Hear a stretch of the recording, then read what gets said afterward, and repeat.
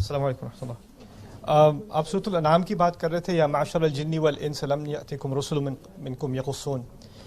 اب اس آیت میں اللہ تعالیٰ کی قیامت کے دن کی عدالت کا ذکر ہے، اور اس سے فوراً اگلی آیت میں ذالک ان لم یکن ربک مہلک القری، جس میں دنیاوی عدالت کا ذکر ہے. اس التفات کی کیا وجہ ہے آپ کی؟ اصل میں اللہ تعالیٰ کی اس عدالت کی ابتدا وہاں سے ہو جاتی ہے نا، پیغمبروں کے زمانے میں.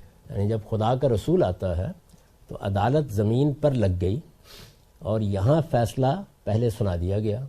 اس فیصلے کا اب آخری ظہور ہونا شروع ہو گیا. آگے جزا و سزا کی ابتدا یہاں سے ہو جاتی ہے.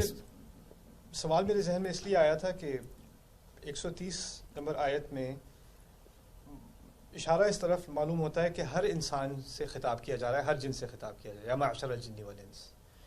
اور ذالک ان لم یکن ربک مہلک القری خاص قوموں کی طرف ذکر ہے، تو ایک عام سے خاص کی طرف بات صحیح ہے. بالکل. یعنی قیامت میں گویا اللہ تعالیٰ سب انسانوں سے یہ خطاب کریں گے کہ کیا میرے پیغمبر تمہاری طرف نہیں آئے تھے. اب اس کا حوالہ دے کر یہ بتایا گیا کہ وہی سبب ہے، وہی اتمام حجت کا باعث ہے کہ تمہاری طرف بھی جب یہ پیغمبر آ گئے ہیں محمد الرسول اللہ، تو یہ اس کے بغیر میں تمہیں بھی سزا دینے والا نہیں.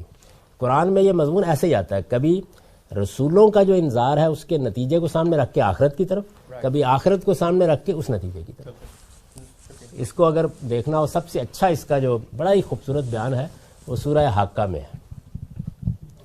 یعنی پہلے یہ بتایا گیا ہے کہ کیسے یہ عذاب آئے ہیں، اور اس کے بعد وہاں سے اٹھایا ہے بات کو، اور اٹھانے کے بعد پھر قیامت کی